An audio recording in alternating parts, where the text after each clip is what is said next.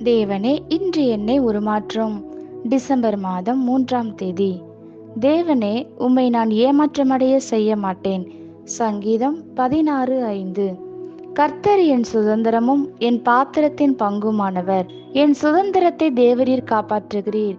ஒரு மனிதன் எவ்வளவிற்கு அதிகமாய் தேவனோடு நடை போடுகிறானோ அவ்வளவு அதிகமாய் அவன் ஒரு மனிதன் தன் பிராண சிநேகிதனை நம்புவதைப் போல தேவன் தம் ஜனங்களை நம்புகிறார் என்று அறிய முடியும்.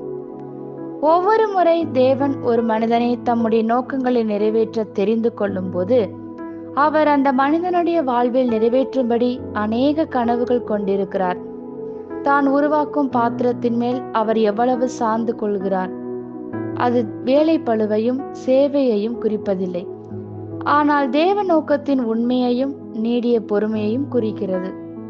தேவனுக்காய் எப்பொழுதும் ஆயத்தமாயிருக்கும் நிலை. தாம் தெரிந்து கொள்ளும் மனிதனின் வார்த்தையை கேட்க தேவன் காத்திருக்கிறார்.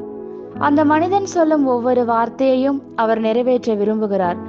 அவற்றில் ஒன்றையும் அவர் தரையில் விழவிடுவதில்லை. 1 சாமுவேல் 3:19 இதை உறுதி செய்கிறது. சாமுவேல் வளர்ந்தான். கர்த்தர் அவனுடனே கூட இருந்தார்.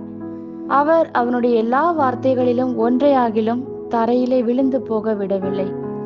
மறுபக்கத்தில் தான் வைத்துள்ள முழு நம்பிக்கையும் நொறுக்குகிற மனிதனை விட வேறெதுவும் தேவனுடைய இருதயத்தை கிழித்து விடாது. தான் உருவாக்கின பாத்திரம் தன் சொந்த வழியில் போக தீர்மானிக்கும் போது தேவன் வேதனைப்படுகிறார். உண்மை இல்லாததினால் நொறுக்கப்படுகிறார்.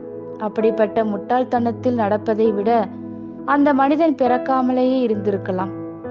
வேதத்தில் ஓட்டத்தின் முடிவை எட்டாத அநேக உதாரணங்களை நாம் காணலாம். அவர்களால் முடியவில்லை என்பதனால் அல்ல, அவர்களுக்கு விருப்பமில்லை என்பதனாலேயே. உங்களை சுற்றிலும் என்ன நடந்தாலும், யார் உங்களை அண்டினாலும், யார் கைவிட்டாலும் நிலைத்து நிற்க தீர்மானமிடுங்கள். அவரும் உங்களை நம்புவதை குறித்து நிச்சயமாக மகிழுவார். ஆமேன். இந்த வார்த்தைகளினால் நீங்கள் ஆசீர்வதிக்கப்பட்டீர்கள் என்று நாங்கள் நம்புகிறோம்.